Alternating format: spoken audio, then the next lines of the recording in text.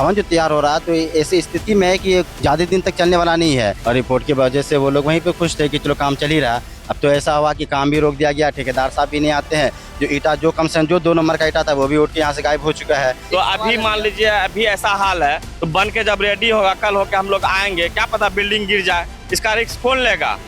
Project का आप जो है यहाँ पे नियमों को या सिस्टम को या भ्रष्टाचारी को खुल के किया जा रहा है। बालू का भी गलत इस्तेमाल किया गया, सीमेंट का भी।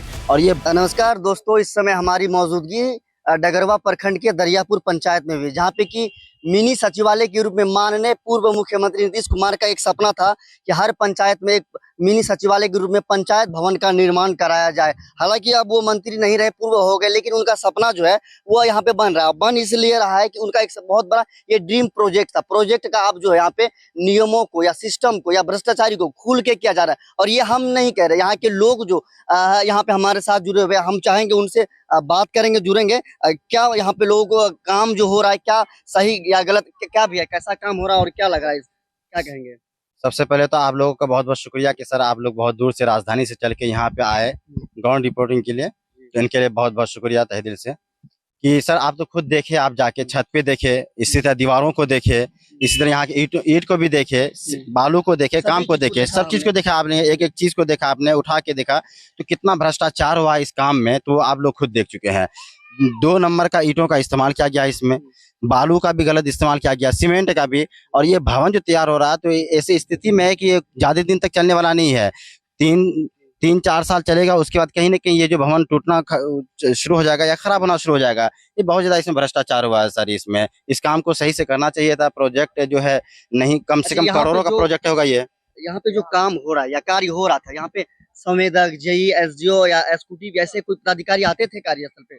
नहीं, ऐसे कोई नहीं आते थे। ठेकेदार साहब थे, उनको रिपोर्ट करते होंगे और रिपोर्ट की वजह से वो लोग वहीं पे खुश थे कि चलो काम चल ही रहा। अब तो ऐसा हुआ कि काम भी रोक दिया गया, ठेकेदार साहब भी नहीं आते हैं। जो ईटा जो कम से कम जो 2 नंबर का ईटा था वो भी उठ के यहाँ से गायब हो चुका है। और इस काम के विरोध में जी, मान लीजिए कोई भी सरकारी भवन बनता है तो उसका बोर्ड लगता है, कितना का काम है, क्या सैंक्शन है, नहीं है।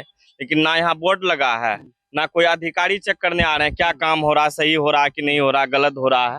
बट ना यहाँ पे कोई जांच के लिए कोई अफसर आए हैं आज तक, ना ठेकेदार आ रहे हैं। ऐसे संवेदक पे सर होनी चाहिए, हम चाहते हैं कि इसके लिए कोई टीम गठित हो बिहार सरकार से। हमारा जो डीएम साहब है पूर्णिया जिला के, उनसे अपील है कि इस पे जांच हो, कार्रवाई हो और सही तरीके से काम हो। लेकिन यहाँ कुछ नहीं हो रहा, सिर्फ ईट भी मतलब वो 2 नंबर है, सीमेंट भी कम लग रहा है। और अभी ही बिल्डिंग जो है धस के टूट रहा है, कहीं धस रहा है, कहीं छूट रहा है, फूट रहा है, पानी बहाव हो रहा है और जो छत से पानी लीक कर रहा है। तो अभी मान लीजिए अभी ऐसा हाल है तो बन के जब रेडी होगा कल होके हम लोग आएंगे, क्या पता बिल्डिंग गिर जाए, इसका रिस्क कौन लेगा।